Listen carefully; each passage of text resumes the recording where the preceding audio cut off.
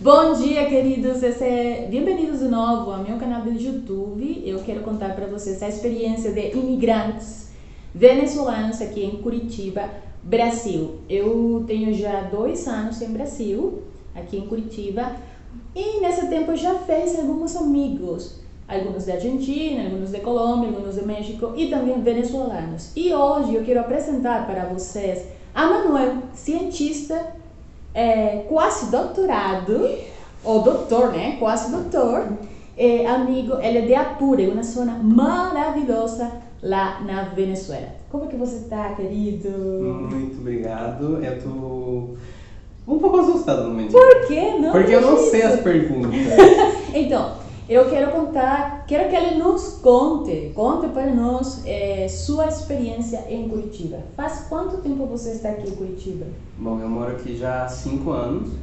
Eu cheguei 13 de fevereiro de 2015 e no começo eu vim para fazer o mestrado e daí acabei ficando, né, mestrado, doutorado, uma coisa levou a outra.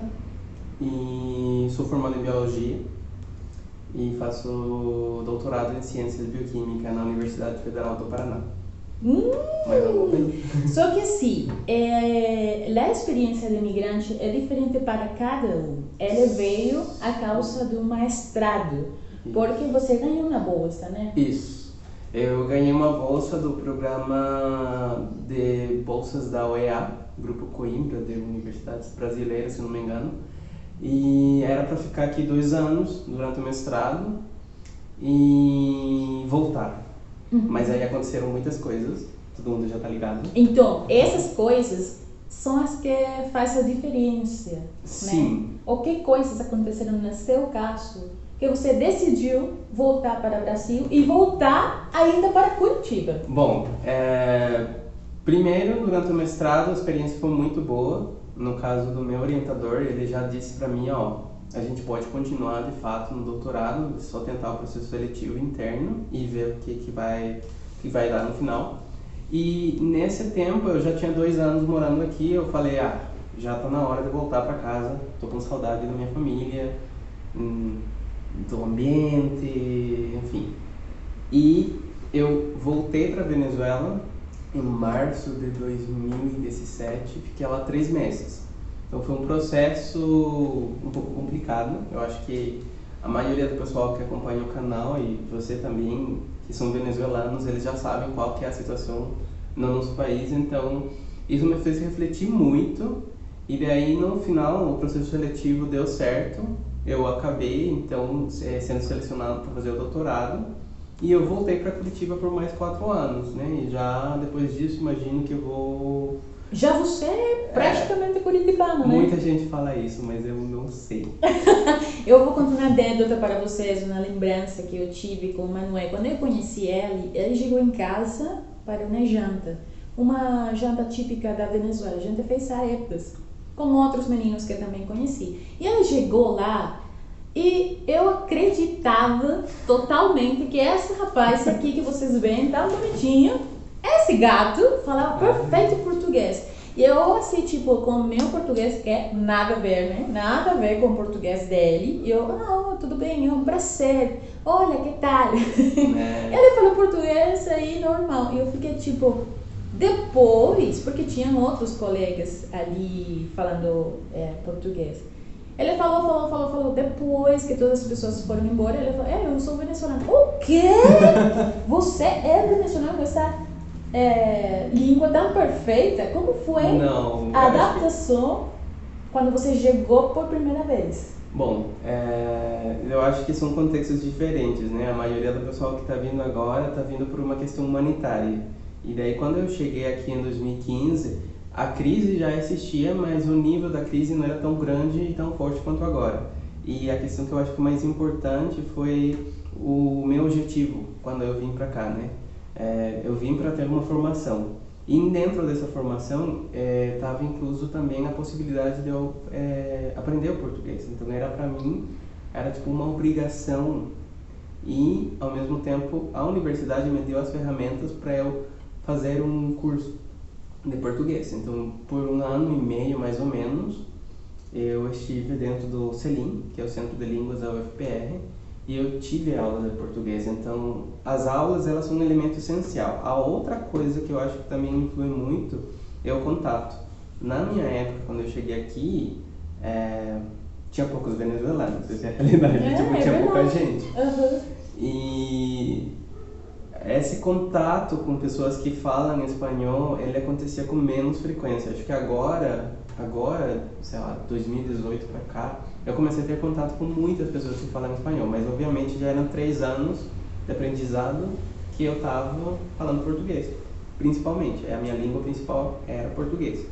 Então, isso fez com que as pessoas hoje em dia olhem para mim e falem: nossa, mas o teu português é muito perfeito. Só que é isso. Eu acho que na medida que você vai aprendendo e você vai se adaptando ao ambiente, né, às pessoas, você vai se desenvolvendo melhor. Sotaque nunca a gente vai conseguir tirar.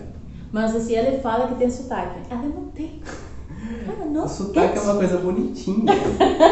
Olha, é assim, eu tinha uma dúvida com respeito à língua. Qual foi aquela palavra que você não conseguia de jeito nenhum pronunciar? No começo, Porque tudo que tivesse som, pão, canção, ação, e aquele som que você tem que fazer nasalizar. Eu não sabia, assim, no começo, eu chegava falando assim, pau. Qual foi aquela diferença que você percebeu entre nossas culturas? Tipo, você acha que somos muito similares, os venezuelanos, com brasileiros, com argentinos, com mexicanos? No caso, vamos especificamente falar de brasileiros. Tá. Tem uma coisa muito particular com a América Latina, que eu acho que é universal, que é o calor humano. Então, independentemente de qual país, a gente tem essa coisa de acolher, de compartilhar, de ser bom com os outros. Isso é universal, assim, nunca tive problema quando eu vim pra cá nisso. A cultura, obviamente, o contexto é diferente, a parte histórica é diferente. Sim. Os personagens mais importantes são diferentes. A gente tinha contato na Venezuela com novelas brasileiras, de fato. Mas fora isso, o nosso universo ele era muito limitado também a só conhecer, por exemplo, o Rio de Janeiro e São Paulo, que acho que são as cidades mais notórias dentro do Brasil. Mas tem outras, evidentemente, né? E aí, esse contexto ele fica pequeno. Quando você chega aqui, é um choque cultural muito grande, com certeza, porque a gente não sabia. Curitiba, eu sei pouco. Cultura na parte gastronômica também, pão de queijo, que mais? Nossa, cueca virada. Coxinha. Para mim, a coxinha é uma coisa completamente nova. Nunca tinha experimentado na vida. É só aqui no Brasil, né? Gente, é maravilhoso. Brigadeiro, banoffee, eu amo banoffee. Falando desse intercâmbio cultural que a gente faz todos os dias com todas as pessoas com quem a gente se relaciona, qual é a lembrança ou aquela coisa que você sente mais saudade da Venezuela? As praias. As praias, com certeza. E as pessoas também. Mas eu acho que a gente sente saudade de uma Venezuela que era outras épocas. Então, o contexto dessa Venezuela faz parte também dessa questão, né, que a gente sente saudade, que hoje em dia não tem mais. E foi uma das coisas que eu percebi justamente quando eu voltei em 2017. Eu cheguei na Venezuela, tinha minha família, tinha os meus amigos, mas aquilo não era mais a Venezuela. Pelo menos eu não senti dessa forma. E também eu não fui na praia, gente, desculpa. Mas eu sinto muito saudade disso. Daquele espírito de festa, de sair com os amigos, de uma coisa descontraída, de paisagens lindas, de comida também. Acho que é uma das coisas mais importantes. A gente acostumava comer um prato que é arepa. Você deve ter falado da arepa, né? Então, vamos falar. Arepa, Em breve. Arepa é uma coisa boa, que vocês têm que experimentar. Dá pra fazer, a gente pode fazer uma receita. Sim, claro, vamos combinar. Deixa ela fazer uma receita pra vocês. Que é basicamente feita com farinha de milho.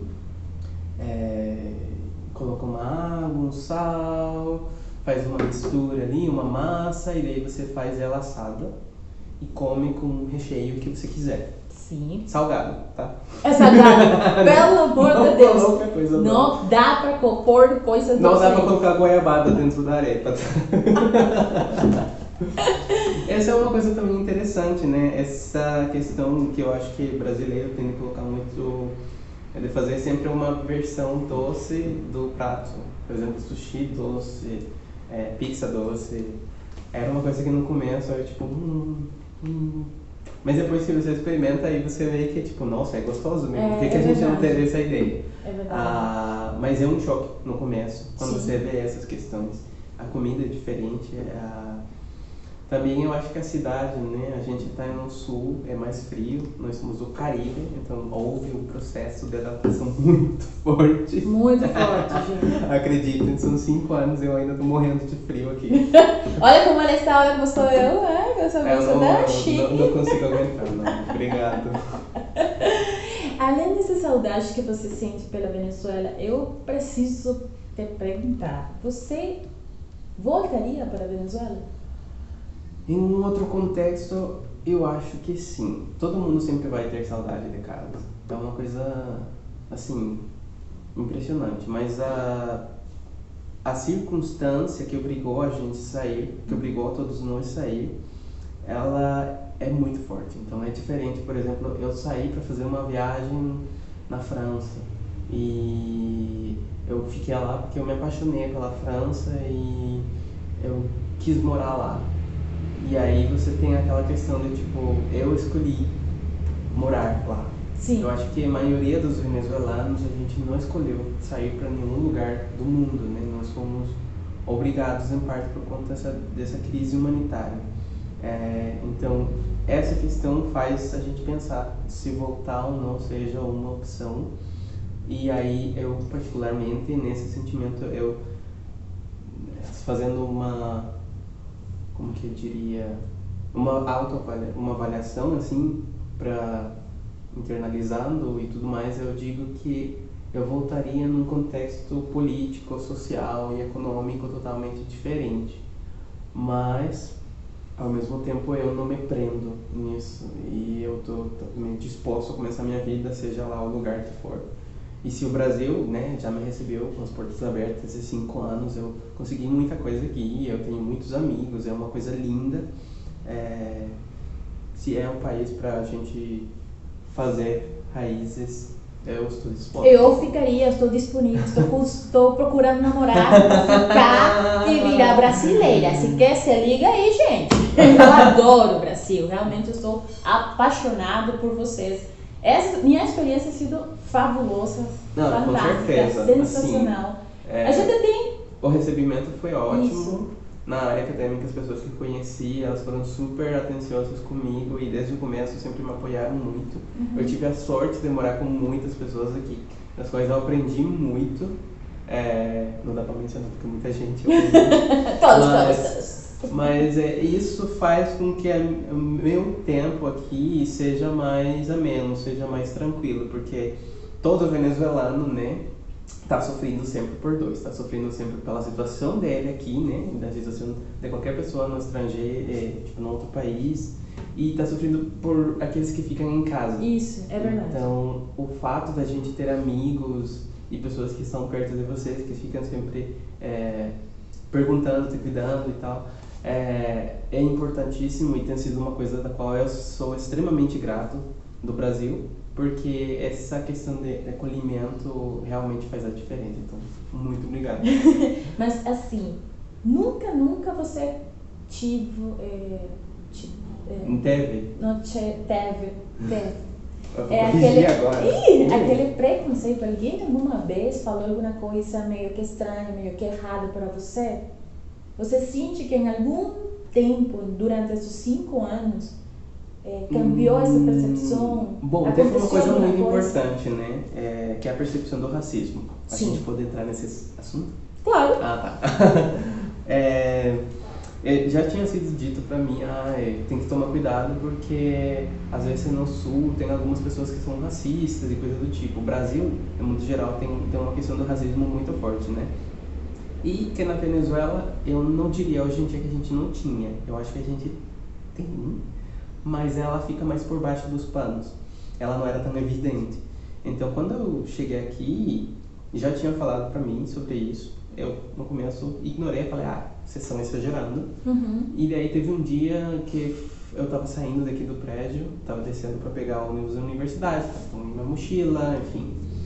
E uma senhorinha tava vindo e ela viu que eu tava indo na direção dela, mas eu tava, tipo, indo, sei lá, pegar o ônibus.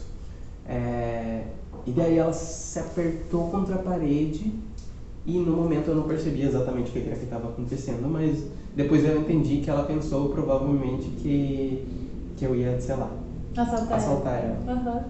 E foi a única experiência que eu tive em todo esse tempo. Mas teve relatos, sim, de pessoas, de amigas, por exemplo, que eram daquelas ilhas do Caribe, eu não lembro o nome agora. São Vicente. Ela contou pra mim que ela teve uma história um pouco mais difícil. Então, sim, sei de histórias, mas pra minha sorte, eu não sofri preconceito em nenhum momento, nem também... E muitas vezes, na verdade, eu acabava sendo confundido, porque eles falavam assim, você parece de Manaus, ou você parece da Bahia Isso! Acontece mesmo Belém do Pará, sabe? Você não parece venezuelano. Aí você fala, tipo, mas o que é brasileiro em si? Porque quando você vai de norte a sul, você passa por todas as raças, cores, enfim. É uma coisa impressionante. Qualquer pessoa tem cara de brasileiro no final das contas. É verdade. Bom, no tanto algum pessoal daqui de Curitiba, que tem cara de europeu. Isso. Aí você já você olha o contexto histórico, entende? Isso, mas assim, quando você chega em Curitiba, você pensa que vai conseguir pessoas de São Paulo aqui. Pessoal São Paulo, de Rio de Janeiro, sabe? Aquele pessoal assim, tipo, caliente. E não, você chega aqui e consegue aquele homem bonito, gato, loiro, alto, olhos azuis. Aquela menina loira, não sei o que, alta, olhos verdes. E você fala, olha, mas tá me enganando. Completamente. Então não é Brasil. Cadê meu negro? Não. Você quer agregar mais alguma coisa? Eu queria falar de política, porque só que eu acho que seria melhor preparar essa entrevista bem, porque está acontecendo muita coisa. E sim, há uma opinião geral sobre que o Brasil está meio que virando Venezuela.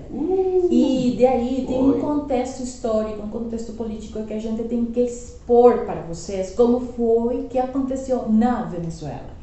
Só que eu acho que nesta entrevista, neste episódio, não dá para falar disso, mas vamos por aqui. Sim. Eu estou super contente de ter vindo para a sua casa e ter essa oportunidade de nos encontrar, de contar para as pessoas que a experiência migrante não é igual para todo mundo. Não, e eu estou tentando recopilar, documentar cada uma dessas experiências próximas a mim. Se você quer participar, se você conhece algum venezuelano que quiser participar, um argentino, um chileno, mexicano, que esteja... Seria super interessante, na verdade. Sim. Entrevistar outras pessoas que têm um outro contexto e ver também qual que é o desenvolvimento delas, com certeza. Sim, porque todo mundo que é imigrante, nem bem é só por... Olha, sair forçado. Tem pessoas que decidiram vir no Brasil porque acham sensacional. Só por isso. Só porque fizeram uma viagem e ficaram apaixonados por Brasil, né? E ficaram falando, não, aí é onde eu quero plantar raízes. Então, eu estou nessa búsqueda, tentando recopilar essas experiências para contar para todos nós. Ele, Manuel, um venezuelano de Apure, cientista, pós-doutor. Obrigado, gente. Muito obrigada por vir, por eu vir para a sua casa e por você falar para nós. Então, até aqui este episódio, que agora, sabe que eu tive uma dúvida, eu não sei ainda como chamar meu canal de YouTube. Nesses dias eu tive uma ideia, que eu acho que vai ser assim. Esse episódio vai ser, é de meu jeitinho. É de meu jeitinho? É de meu jeitinho. A minha maneira, senhores. A